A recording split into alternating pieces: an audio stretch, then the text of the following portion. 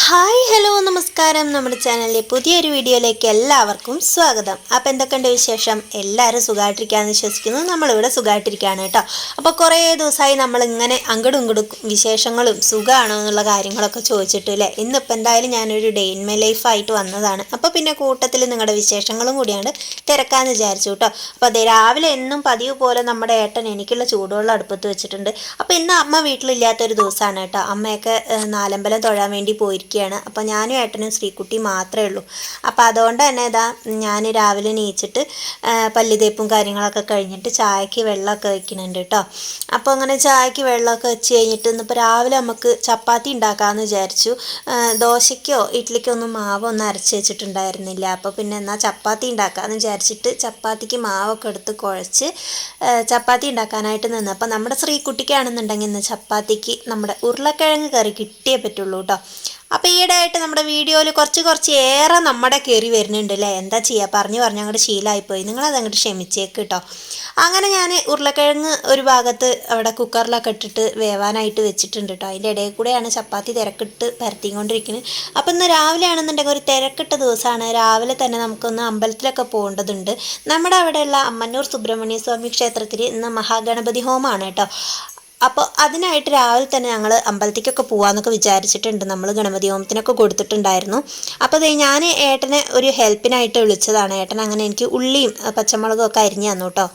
അങ്ങനെ ഞാൻ ശ്രീകുട്ടിക്കുള്ള കിഴങ്ങ് കറി ഇതാ റെഡിയാക്കാൻ പോവാണ്. കാത് പോയ ചീനച്ചട്ടീനെ അടുപ്പത്ത് വെച്ചിട്ട് കുറച്ച് വെളിച്ചെണ്ണ അവിടെ ഒഴിച്ചു കൊടുത്തു. വെളിച്ചെണ്ണ ചൂടായി വന്നപ്പോൾ കടുക് പൊട്ടിച്ചു. തിരക്കിട്ട് പണിയെടുക്കണതിൻ്റെ ഇടയിൽ നമ്മുടെ ഉഴുന്നും പരിപ്പ് ഇട്ട് കൊടുക്കാനായിട്ട് മറന്നു കേട്ടോ. അപ്പോൾ എന്തായാലും കടുക് പൊട്ടി വന്നപ്പോൾ പിന്നെ അരിഞ്ഞു വെച്ച ഉള്ളിയും പച്ചമുളകും പിന്നെ കുറച്ച് കറിവേപ്പിൻ്റെ ഇലയും കൂടി അങ്ങോട്ട് തട്ടിക്കൊടുത്തിട്ടുണ്ട് കേട്ടോ. അപ്പോൾ ഈ ഒരു കറിയൊക്കെ നിങ്ങളിൽ പലർക്കും അറിയുന്നതായിരിക്കും. അറിയില്ല എന്നുണ്ടെങ്കിൽ ഒന്ന് പഠിച്ചോട്ടെ എന്ന് വിചാരിച്ച് കാണിച്ചു എന്നേ ഉള്ളൂ കേട്ടോ. കുറേ ആയില്ലേ നമ്മുടെ കുക്കിങ്ങൊക്കെ കാണിച്ചിട്ട്. അപ്പോൾ അങ്ങനെ കുറച്ച് ഉപ്പൊക്കെ ഇട്ട് കൊടുത്തു. ഉപ്പിട്ട് കൊടുത്ത് നന്നായി ഒന്ന് ഇളക്കിയതിന് ശേഷം കുറച്ച് മഞ്ഞൾപ്പൊടിയും കൂടി ഇട്ട് കൊടുത്തു കേട്ടോ. അപ്പോൾ കൃത്യമായിട്ടുള്ള അളവുകളൊന്നും പറയണില്ല. വളരെ കുറച്ചേ ഞാൻ ഉണ്ടാക്കുന്നുള്ളൂ. അതുകൊണ്ട് തന്നെ അളവുകളൊന്നും പറയുന്നില്ല. ഒരു ഊഹം വെച്ചിട്ട് ഞാൻ അങ്ങോട്ട് ഇട്ട് കൊടുത്തതാണ്. അങ്ങനെ അത് കഴിഞ്ഞപ്പോൾ വെന്ത് ഇരിക്കണം, അതായത് നമ്മൾ വേവിച്ച് വെച്ചിട്ടുള്ള ഉരുളക്കിഴങ്ങിനെ പൊടിച്ചിട്ട് അതങ്ങോട്ട് ഇട്ട് കൊടുത്തു കേട്ടോ.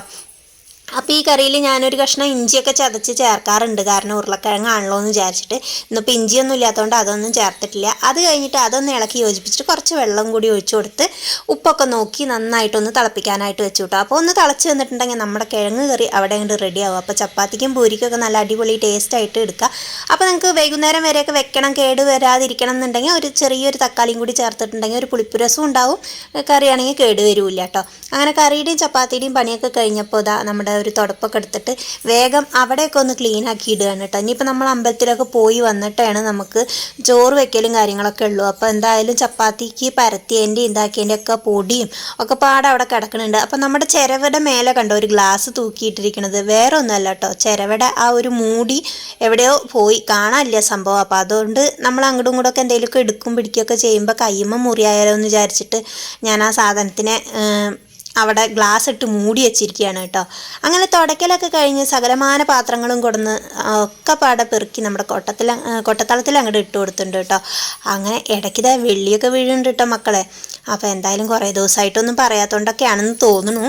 അങ്ങനെ പാത്രങ്ങളൊക്കെ ചടപടേച്ച് കഴുകിക്കൊണ്ടിരിക്കുകയാണ്. നിങ്ങൾ ഈ കാണുന്ന സ്പീഡിലൊന്നല്ല കേട്ടോ ചെയ്യണത്. മെല്ലെ ഉള്ള പരിപാടിയായിരുന്നു.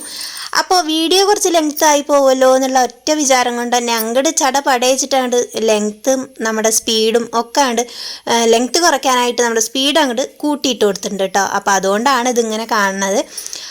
അപ്പോൾ ഇനിയിപ്പോൾ ഞാൻ നിങ്ങൾക്ക് ഒരു കാര്യം കാണിച്ചു തരാം കേട്ടോ. നമ്മുടെ പാത്രങ്ങളൊക്കെ കഴുകി തീർന്നിട്ട് ഞാനൊരു കാര്യം കാണിച്ചു തരാം. അപ്പോൾ നിങ്ങൾ ആരെങ്കിലും ഇങ്ങനെയുള്ള കാര്യങ്ങളൊക്കെ ചെയ്യുന്ന ആളുകളാണെന്നുണ്ടെങ്കിൽ ദയവായി ചെയ്യരുത്. അപ്പോൾ അതിന് വേണ്ടിയിട്ടാണ് ഈ ഒരു വീഡിയോയിൽ ഞാനിപ്പോൾ ഈ ഒരു കാര്യം പറയണത് കേട്ടോ. അപ്പോൾ ഞാൻ എന്താ അവിടെ കഴുകിയെടുക്കണ കുക്കർ നിങ്ങൾക്ക് കാണാനില്ലേ. അപ്പോൾ അലുമിനിയത്തിൻ്റെ കുക്കറാണ്. ഈ ഒരു കുക്കറിലാണ് നമ്മളിവിടെ കൂട്ടാനൊക്കെ വെക്കുക. നിങ്ങൾ നമ്മുടെ വീഡിയോയിലൊക്കെ കണ്ടിട്ടുണ്ടാവും. അപ്പോൾ അമ്മ അത് അവിടെ പുളിയുള്ള കൂട്ടാനൊക്കെ വെച്ചിട്ട് കൂട്ടാൻ ഇതിന്ന് മാറ്റി വെക്കാണ്ട് നമ്മുടെ കുക്കറിനൊക്കെ നല്ല രീതിയിൽ ഇതാ ഓട്ടയായിട്ട് വന്നിട്ടുണ്ട് കേട്ടോ. അപ്പോൾ കുക്കർ ഓട്ടയായതല്ല ഇവിടെ വിഷയം. ഈ കുക്കറിൻ്റെ അലുമിനിയം അംശം മുഴുവൻ പുളിയിൽ പുളിയാണല്ലോ നമ്മൾ കൂട്ടാനിൽ ഒഴിക്കണത്. അപ്പോൾ ഈ പുളി തട്ടിയിട്ട് ഒക്കെ ഈ കുക്കറിനെ ഇങ്ങനെ ആക്കിയിരിക്കുകയാണ് കേട്ടോ. അപ്പോൾ ഈ അലുമിനിയം അംശം മുഴുവൻ നമ്മുടെ വയറ്റിൽ പോയിട്ടുണ്ടാവും. അപ്പോൾ നിങ്ങൾ അലുമിനിയത്തിൻ്റെ ഇതിലാണ് കൂട്ടാൻ വെക്കണമെന്നുണ്ടെങ്കിൽ കൂട്ടാൻ വെച്ചതും മാറ്റി വെക്കണം. അതാണ് നമ്മൾ പറഞ്ഞു വന്നത്. അങ്ങനെ ശ്രീക്കുട്ടിയുടെ കുളിയൊക്കെ കഴിഞ്ഞ് ഏട്ടൻ പോകുമ്പോഴേക്കും ശ്രീക്കുട്ടീനെ കുളിപ്പിച്ചൊക്കെ കൊടുത്തു. അത് കഴിഞ്ഞപ്പോൾ ഞാൻ ഓടിപ്പോയി കുളിച്ചു. അത് കഴിഞ്ഞിട്ട് ഞാനും ഏട്ടത്തിയമ്മയും സൂഷിയും കൂടിയിട്ട്, അതായത് ഞങ്ങളുടെ അനിയത്തിയും പിന്നെ ഞങ്ങളുടെ 3 കുട്ടികളും കൂടിയിട്ട് ഞങ്ങളിതാ പാടം ഒക്കെ താണ്ടി മറിഞ്ഞ് ചാടിക്കടന്ന് നമ്മുടെ അമ്പലത്തേക്ക് പോവുകയാണ് കേട്ടോ. അപ്പോൾ ഞാൻ പറഞ്ഞല്ലോ നമ്മുടെ അമ്പലത്തിൽ ഇന്ന് ഗണപതി ഹോമം ഉണ്ടെന്ന്. അപ്പോൾ അതിന് വേണ്ടിയിട്ട് പോവുകയാണ്. ഞങ്ങൾ പ്രസാദമൊക്കെ വാങ്ങി ഒന്ന് തൊഴുതൊക്കെ വരാൻ വേണ്ടി പോവുകയാണ് കേട്ടോ. അപ്പോൾ ഇനി നമുക്കൊരു കാര്യം പറയാനുള്ളത് എന്താണെന്ന് വെച്ച് കഴിഞ്ഞാൽ എൻ്റെ ചാനലിൻ്റെ യൂട്യൂബ് വരുമാനം എന്നുള്ള ഒരു കാര്യമാണ് കേട്ടോ. അപ്പോൾ ഞാൻ ചാനൽ തുടങ്ങിയിട്ട് നിങ്ങൾക്കറിയാം 3 വർഷവും 3 മാസവുമായി ഞാൻ ചാനൽ തുടങ്ങിയിട്ട്.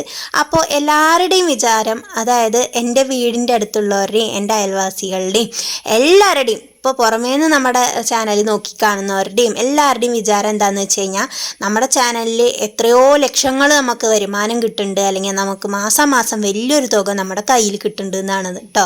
അപ്പോൾ ഇത്രയും യൂട്യൂബിൽ നിന്നും പൈസ കിട്ടിയിട്ട് ഇവരെന്തിനാണ് ഈ ഒന്നുമില്ലാത്ത മാതിരി ദാരിദ്ര്യവും പറഞ്ഞ് നടക്കണത്, എപ്പോഴും ഇല്ലായ്മ പാട്ടാണല്ലോ എന്ന് വിചാരിച്ചിട്ടിരിക്കുന്ന ആളുകളാണ്. അപ്പോൾ അതുകൊണ്ട് ഞാൻ ഈ ഒരു കാര്യം നമ്മുടെ വീഡിയോയിലൂടെ പറഞ്ഞിട്ടുണ്ടെങ്കിൽ നിങ്ങളിലേക്കും എത്തും. നമ്മുടെ വരുമാനം കൊണ്ട് ഞാനിവിടെ മണിമാളിക പണിയാണെന്ന് പറയുന്ന ആളുകളിലേക്കും എത്തും. അപ്പോൾ അതിന് വേണ്ടിയിട്ടാണ് കേട്ടോ നമ്മുടെ വീഡിയോയിൽ കൂടെ പറയാമെന്ന് വിചാരിച്ചത്.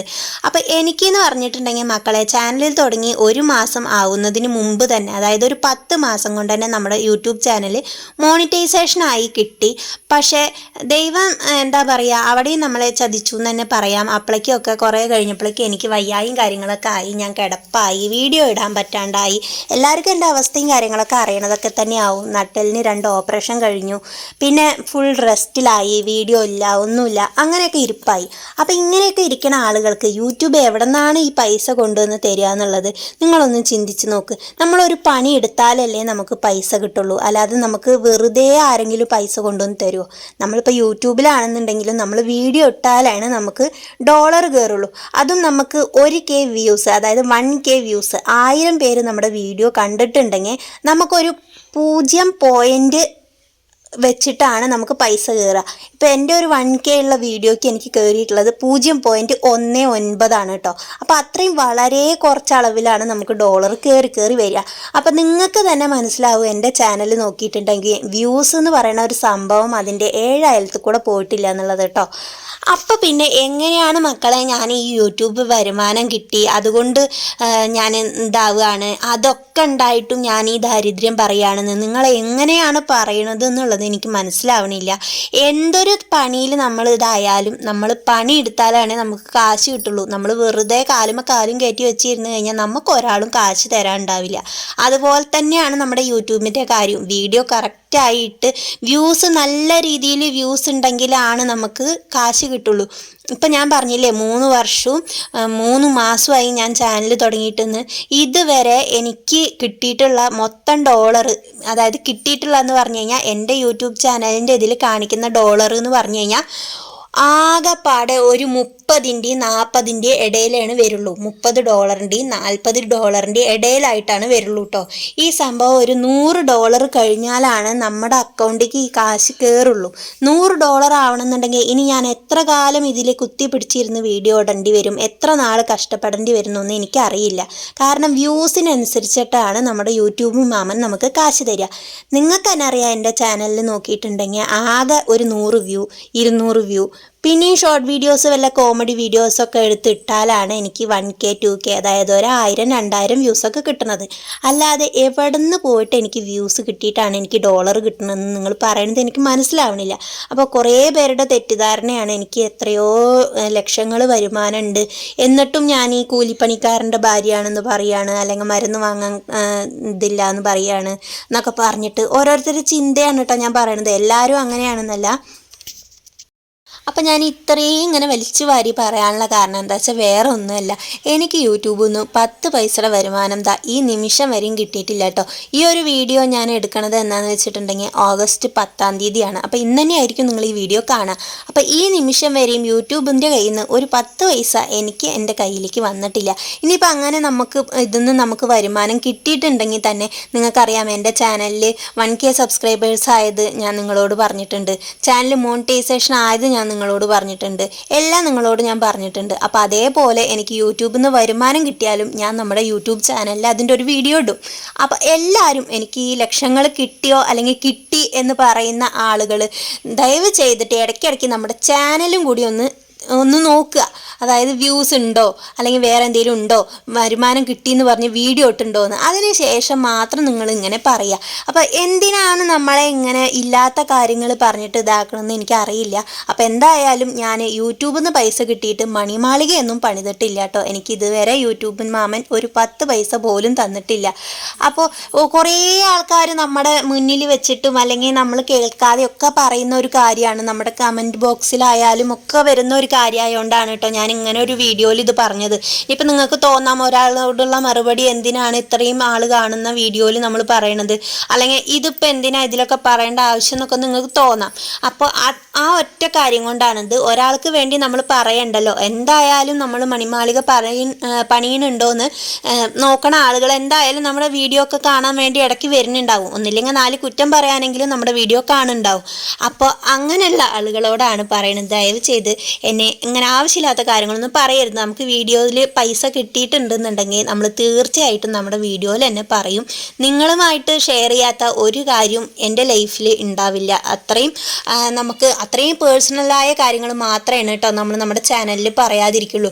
അല്ലാത്ത എന്ത് സന്തോഷമായാലും സങ്കടമായാലും നമ്മുടെ ചാനലിൽ പറയും. പ്രത്യേകിച്ച് ചാനൽ വഴി ഒരു 10 രൂപ നമുക്ക് കിട്ടുക എന്ന് പറഞ്ഞു കഴിഞ്ഞാൽ എന്നെപ്പോലെയുള്ള വീട്ടിൽ വെറുതെ ഇരിക്കണ ഒരാൾക്ക് എന്ന് പറഞ്ഞാൽ അത് വലിയൊരു കാര്യമാണ്. തീർച്ചയായിട്ടും ഞാൻ പറയും. അപ്പോൾ അങ്ങനെ എന്തെങ്കിലുമൊക്കെ കാര്യം ഉണ്ടെങ്കിൽ ഞാൻ പറയൂ കേട്ടോ. അപ്പോൾ ഇനി ആരും വന്നിട്ട് വരുമാനം കിട്ടിയില്ലേ അല്ലെങ്കിൽ വരുമാനം എന്താ കിട്ടിയിട്ടും പറയാത്തതാണോ, നിങ്ങൾ മിണ്ടാതിരിക്കണതാണോ, നിങ്ങൾക്ക് ഇതിന്ന് കിട്ടിയിട്ട് നിങ്ങൾ എന്തിനാ അത് മറച്ചു വെക്കണേ, ആ രീതിയിലുള്ള ചോദ്യങ്ങളൊന്നും ആരും ചോദിക്കാതിരിക്കുക. അപ്പോൾ യൂട്യൂബിൻ്റെ ഏകദേശ കാര്യങ്ങളൊക്കെ ഇപ്പോൾ നിങ്ങൾക്ക് മനസ്സിലായി എന്ന് വിചാരിക്കണം. എല്ലാവർക്കും അറിയുണ്ടാവും ചാനൽ മോണിറ്റൈസേഷൻ ആയാലേ കാശ് കിട്ടുകയെന്ന്. അതുകൊണ്ടായിരിക്കും ചോദിക്കുന്നുണ്ടാവുക. നമ്മുടെ ചാനൽ മോണിറ്റൈസേഷൻ ആയല്ലോ. അപ്പോൾ മോണിറ്റൈസേഷൻ ആയതുകൊണ്ട് കാര്യമില്ല, വ്യൂസ് ഉണ്ടെങ്കിലാണ് കേട്ടോ പൈസ കിട്ടുള്ളൂ. അപ്പോൾ എനിക്ക് ഇതുവരെ 3 മാസമായിട്ട് ഇതുവരെ പൈസ കിട്ടിയിട്ടില്ല. അപ്പോൾ ഇനി പൈസ കിട്ടിയാൽ തീർച്ചയായിട്ടും നമ്മുടെ വീഡിയോയിൽ നമ്മൾ അറിയിക്കും. അപ്പോൾ അതുവരെ എല്ലാവരും ഒന്ന് ക്ഷമയോടെ കാത്തിരിക്കുക. ഈ 3 വർഷമായിട്ട് ഞാൻ കാത്തിരിക്കുന്ന പോലെ നിങ്ങളും കാത്തിരിക്കുക. നമ്മുടെ വീഡിയോയിലൂടെ ഞാൻ അറിയിക്കും കേട്ടോ. അപ്പോൾ ഇത്രയും കാര്യങ്ങൾ ഞാനൊന്ന് എല്ലാവരോടുമായിട്ടൊന്ന് ഷെയർ ചെയ്യണമെന്ന് ആഗ്രഹിച്ചു. അതുകൊണ്ട് തന്നെ നമ്മുടെ ഈ ഒരു ഡേ ഇൻ മൈ ലൈഫിലൂടെ പറഞ്ഞു എന്നേ ഉള്ളൂ. എത്ര പേർക്ക് അത് അരോചകമായി തോന്നിയെന്ന് എനിക്കറിയില്ല. അങ്ങനെ തോന്നിയിട്ടുണ്ടെങ്കിൽ എന്നോട് ക്ഷമിക്കുക. അപ്പോൾ ഈ ഒരു വീഡിയോ നിങ്ങൾക്ക് ഇഷ്ടപ്പെട്ടിട്ടുണ്ടെങ്കിൽ ലൈക്ക് ചെയ്യുക, ഷെയർ ചെയ്യുക, കമൻറ്റ് ചെയ്യുക. അടുത്ത വീഡിയോ ആയിട്ട് കാണാം. ടാറ്റാ.